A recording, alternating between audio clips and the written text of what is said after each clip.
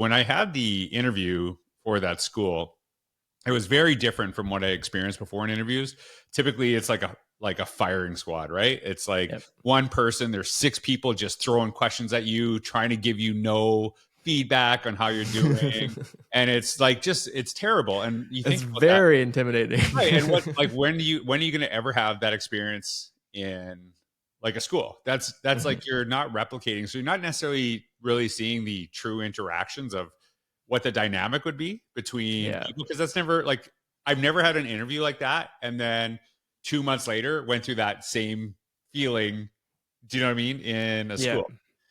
So when she interviewed me, it was her and Carolyn Cameron. She was assistant principal, who was also an amazing principal and an assistant principal in her own right, and she's written several books, just absolutely incredible. They basically gave me a list of things, like topics that I would want to talk about, and it was given to me prior to the interview. It's like, and it wasn't just like random lists. It was like things that obviously they were important to the school, but it wasn't like, we're going to ask you these, like, here's 10 questions, right? It's like, hey, like, talk about this.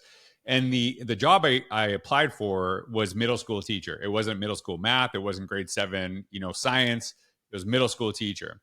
So we have this conversation and we're just talking, and it was just like a dynamic of what you might have in a staff room, having conversation, and no word of a lie. Like, I'm crying 1 minute, I'm laughing the other minute. And I'm like, and I walked down there, I'm like, what the heck just happened? Like, it was so weird, because it was like, it felt normal. Like, it felt just kind of like how you have a conversation with colleagues, with your administrators. And basically what they had done was and this, I know you reference, I saw, some of the things you were talking about, really thinking about innovation, right? Innovation a lot of times is synonymous with technology, and which I totally have pushed against.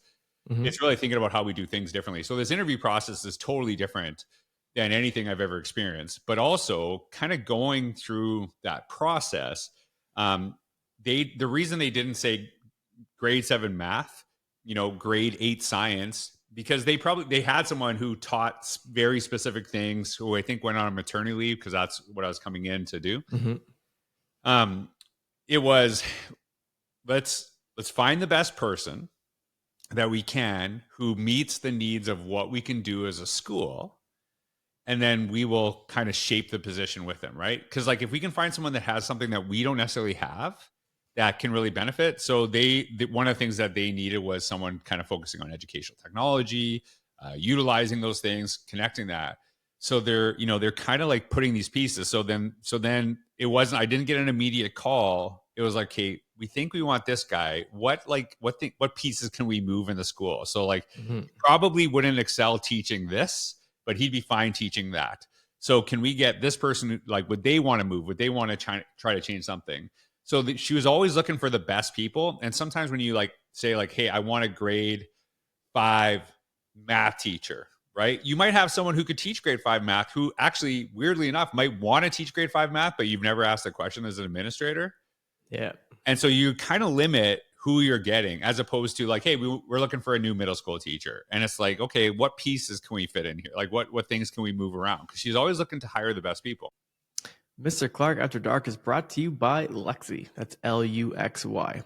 Luxy is the standard for modern dating, as it gives you a greater understanding of a potential match's intentions and background before you make your move. Swiping endlessly on other dating apps can be exhausting and often leaves you with only the leftovers in your dating pool. Luxy is an exclusive platform with just a 10 to 15% acceptance rate, as well as a profile and income verification feature, so you can be confident you're only connecting with those who meet your high standards. Their community guidelines emphasize safety, trust, and quality by strictly prohibiting scams, explicit content, and harassment. 2025 is your year to stop settling. With Luxy, there is no luck involved, just real connections with people who truly match what it is you are looking for. Download the Luxy app today to see if you qualify for a better chance of finding the right person for you. And now, back to the show. Read that. Do schools need principals, right? Because probably there is a blog post that was written by a friend of mine. I won't say their name. And it was like, do schools need principals? I'm a principal at this time, so I'm like kind of mad about this. I'm like, how dare you ask this question? But like it was, and I remember having the conversation with this gentleman who I was very good friends with. I said, the reason you are questioning this right now is because I don't think you like your principal. So I think you're making this like big narrative on education because Mhm. but I know the benefit of a really good principal to kind of bring, it's kind of like saying, you know, does a team need a coach? Right? Yeah, like it depends on the team, right? Like, or actually, I shouldn't say that. It depends on the coach. If you have a really good Yes. coach for That's any team, yeah. right? The coach will bring out the best of you. But if the coach sucks, then you don't really need a coach. You know what I Well, mean? because I almost find too in education specifically, people are always kind of looking for the way to argue why some certain positions aren't needed. Yeah, And totally. that's such a reflex, and I don't understand. Yeah, You can almost make the case, okay, if this one position wasn't here, what would the impact be? right. And I do find no one necessarily knows the value until they've had the one that kind of flips that perspective. Because in the experiences that I've had and the people that I've spoken to about education, is that the only thing I always come back to Yeah, about what I ask is a valuable asset or skill for a vice principal or an administrator to have yeah, is action. That's yeah. all I've heard from them. But it doesn't even necessarily sound from your perspective, the one that you saw, that action was the right one. It was just value. That's a very Totally, different kind of totally. perspective there. And so, why were you kind of only there for a year? Like, what kind of Well, moved and you that's away funny because after? she actually, she knew kind of like my bigger goal was to go the ed tech route, like be a ed tech for maybe Alberta education, kind of doing that. She knew that was kind of where I was going to go, and she had supported me in that, and that was like the thing that I really loved about her. She like always wanted to bring out the best of you, and if that meant she only had you for a year or two, she knew if she always cultivated that, people that were always like really ambitious and inspiring would want to come to that school.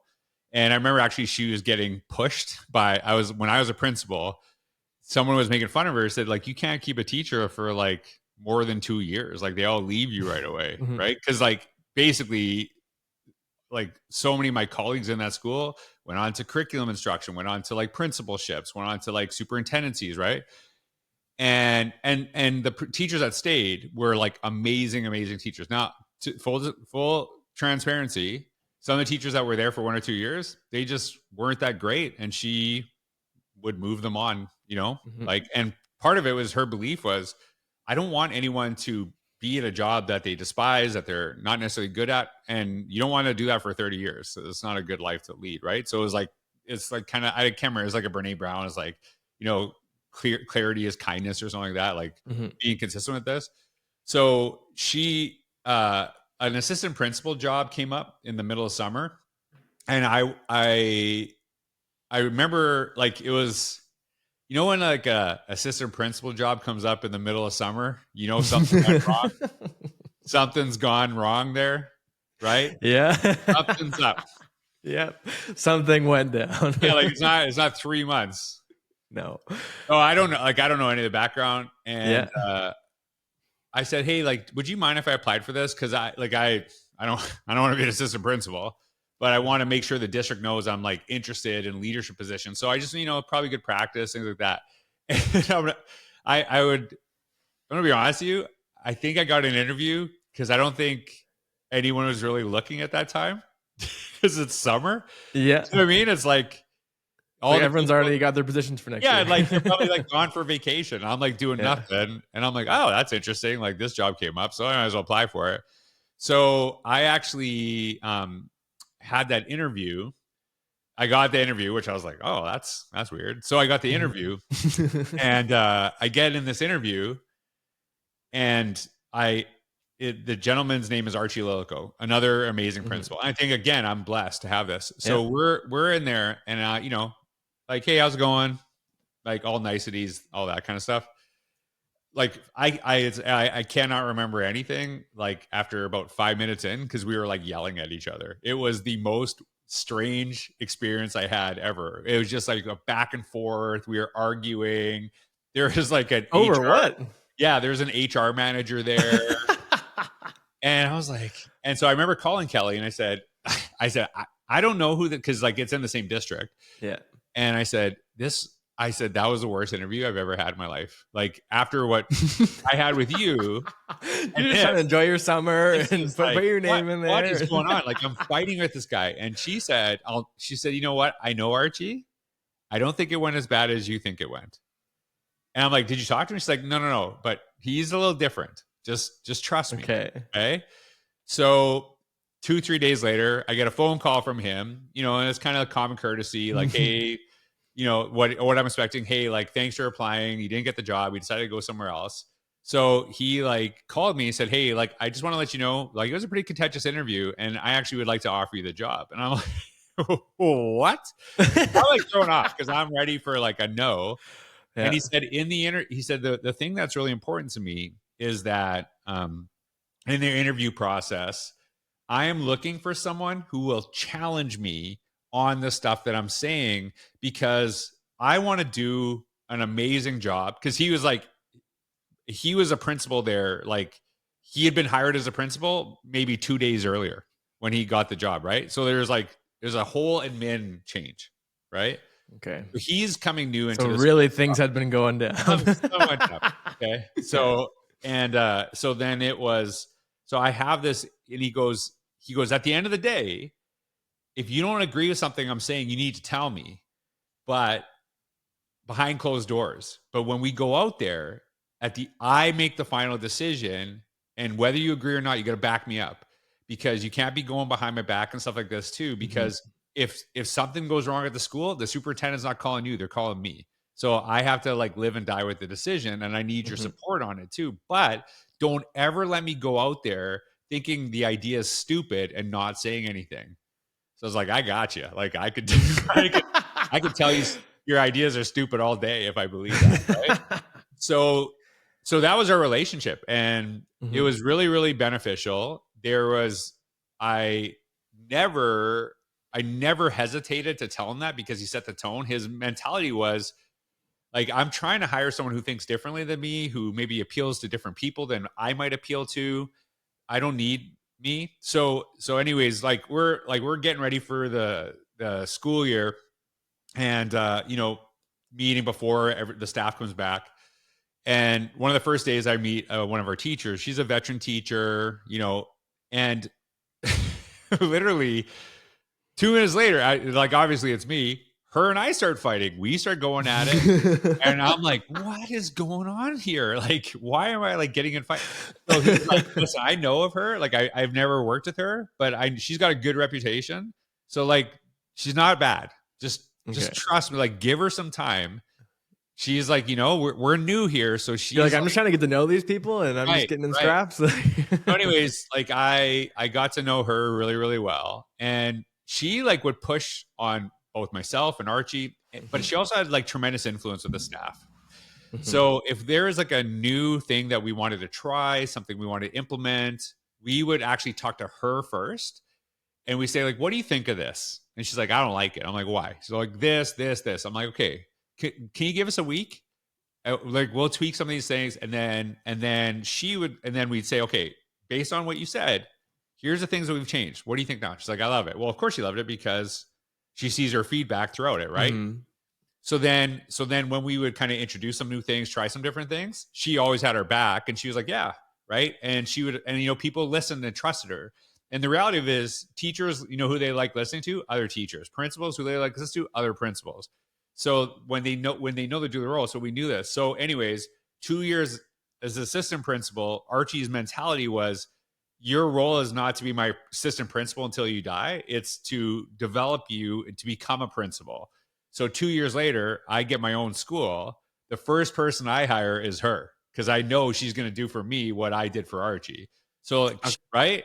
But when I explained to her, like, I want you to come over with me to this, and he was like mad at me for bringing her because she's so good, right? She's a great teacher. I said, I know you will never let me do something dumb. So like, I'm not a big like, oh, introverts are way better leaders than extroverts, or extroverts are way better. I think has to be kind of like, different appeals, different mentalities, different strengths. Like, one of the things that I truly loved about Cheryl is I like, for example, I did the student discipline when I was assistant principal, right? Mhm. And the reason, and I did it because Archie asked me to do it, and that was kind of his viewpoint. And he had worked basically with kindergarten grade 5 students the majority of his career, and this was like a Mhm. middle school, and or sorry, it's a K-9 school. So Yep. most of your issues are going to be, Yep. the older grades. And I had worked at that, grade level prior. So he kind of was like, it's not really my jam.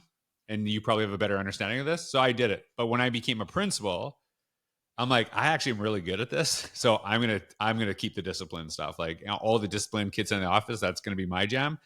And she did stuff that I couldn't do. And weirdly enough, I never asked her to do anything because she just so complimented what I wasn't good at.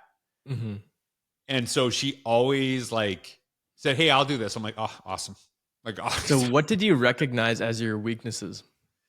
Well, I think it's like she had a training in like special education, Mhm. IPPs, IEPs, all that stuff, whatever they call them, Yep. wherever you're Different at. names everywhere, Right, just for right. fun. Yeah. OPPs, whatever. Yeah. So like just that was not my thing. And I just am not like, I can't stare at a screen. I'm not like, my thing is not mine's my big picture. She's more like minute details. Yep. And I'll be honest with you, she was a way better teacher than I ever was. And she had taught for longer. She had done this. And, there's like a lot of conversations, like every principal has to be a great teacher.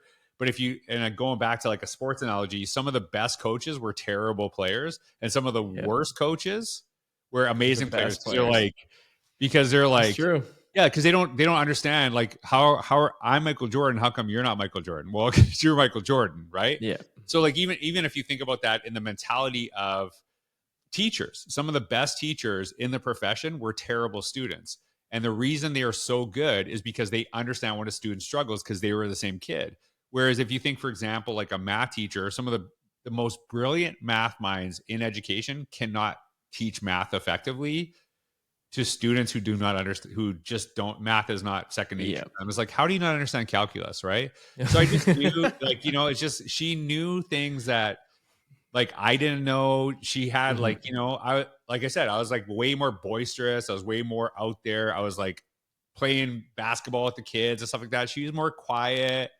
And she went on to become like, it's funny because I didn't want to become an assistant principal and then became a principal. She didn't want to become an assistant principal. She became an amazing principal. Mhm. And so, but she just, and I think when she hired, she probably hired people that had different skill sets because that was like the lineage of what we were trying to do in that Yep. situation. But I was still like, Mhm. show up and Yeah. surprise someone, right?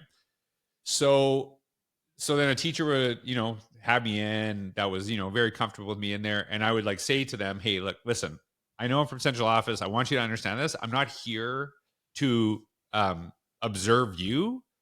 If anything, I'm trying to observe the environment we're putting you in because a lot of Yep. times we don't really understand what's going on in schools.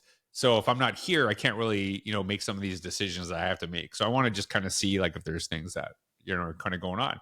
So I would like sit in a classroom. And I remember actually distinctly one time there's a teacher um pulling out an iPad card, right? They're pulling out this iPad card. Wi-Fi, like this Wi-Fi is like pretty new. We're not really, Mhm. it's not that great. So she's trying to, the kids are like all having trouble like connecting to the Wi-Fi. She's like gets up on a table and like this has never worked, but we still do it. She gets up on a table and like starts like waving it. Like some like it's Yes. gonna be the Wi-Fi thunderbolt hits it, it will connect. And Yes. it's like watching Cirque du Soleil, right? I'm watching this in the back of the room as I'm like knocking off email, whatever. Yeah. So I remember like calling IT department because that's like kind of my purview at the time.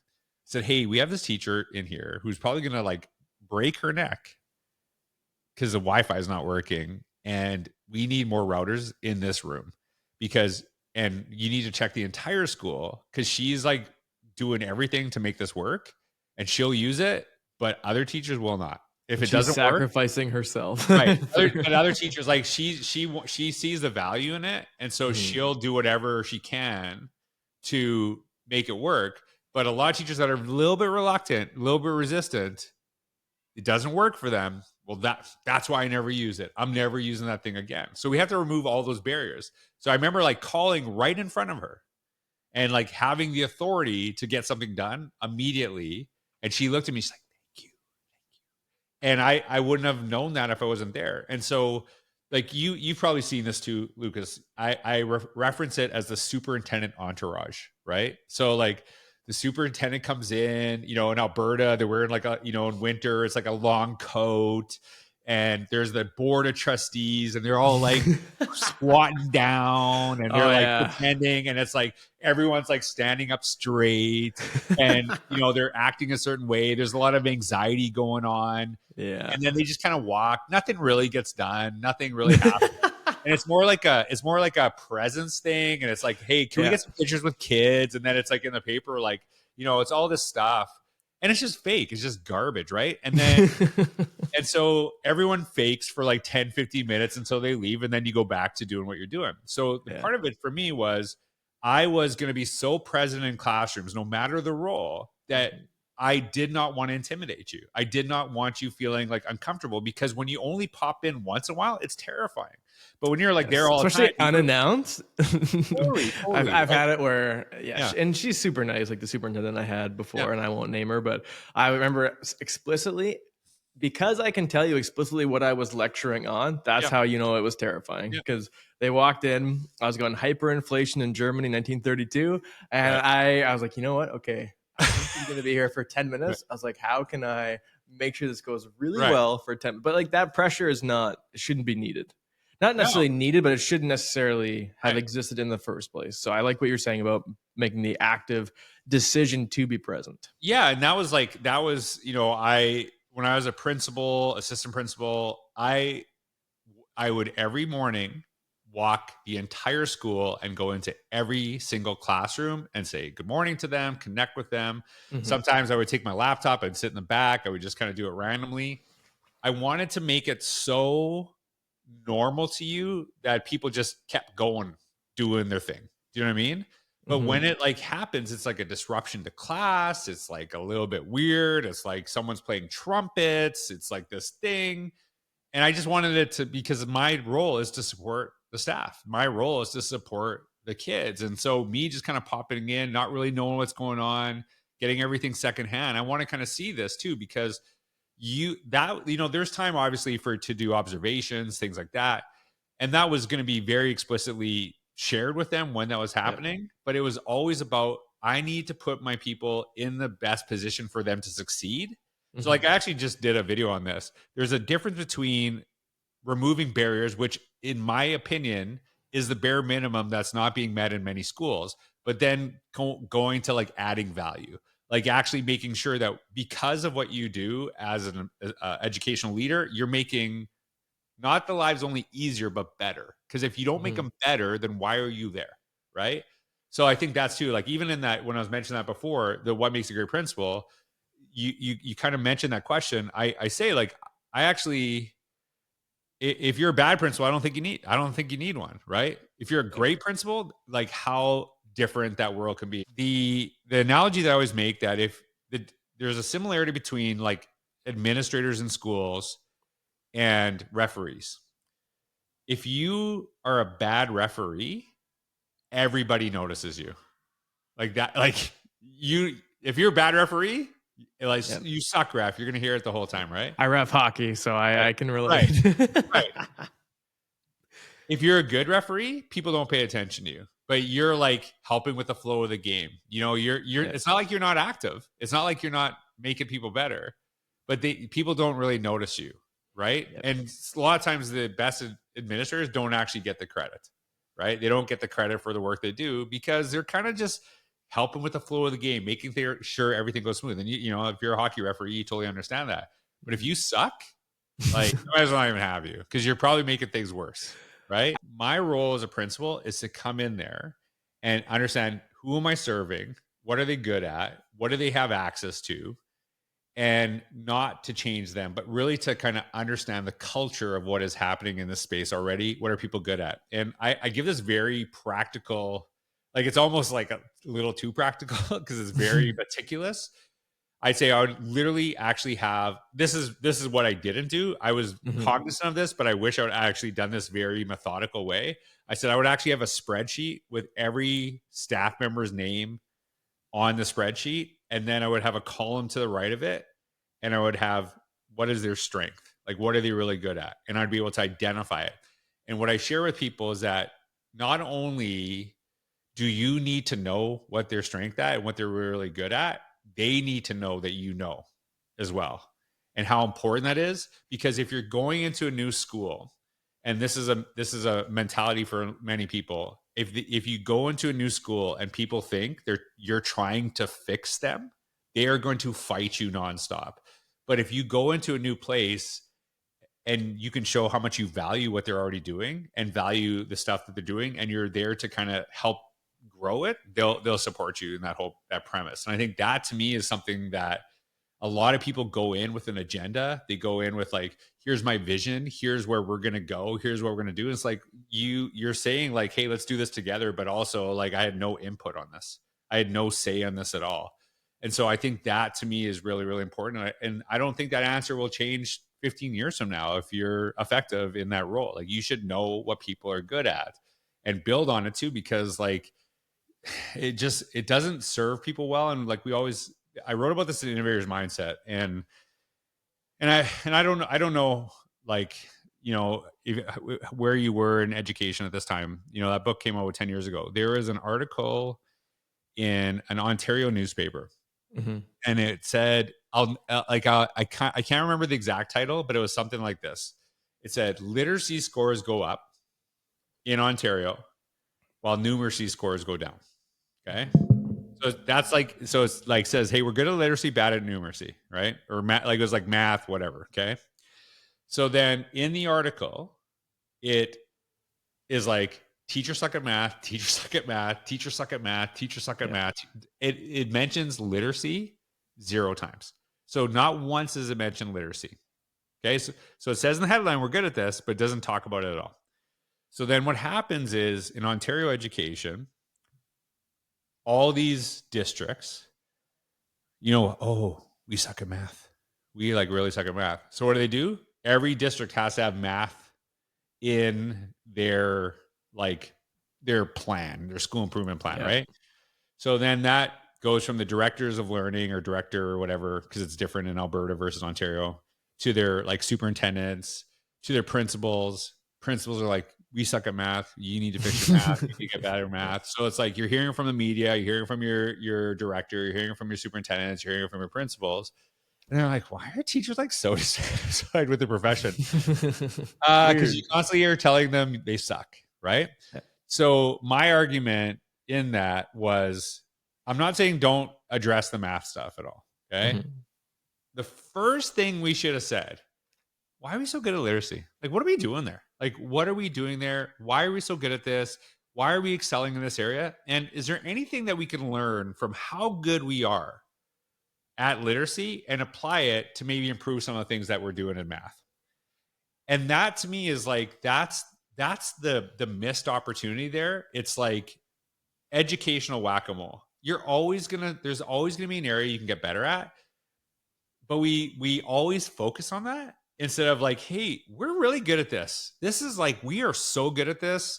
Let's talk about this more. Let's focus on this. And so there's actually, I talk about this. Like I think it's Tom Rath, Strengths Fighters, and basically he says when you actually focus on nothing, basically nothing gets better. Like if you don't focus on strengths or weaknesses, if you focus on weaknesses, things might get a little bit better. But if you focus on Mhm. strengths, they get exponentially better. So that's the mentality there, is really kind of focusing on what are people really doing well. And what happens is that they don't just get better at the thing they're already doing well. They get better at the thing they're not doing well because they feel like, hey, like I'm actually pretty good, right?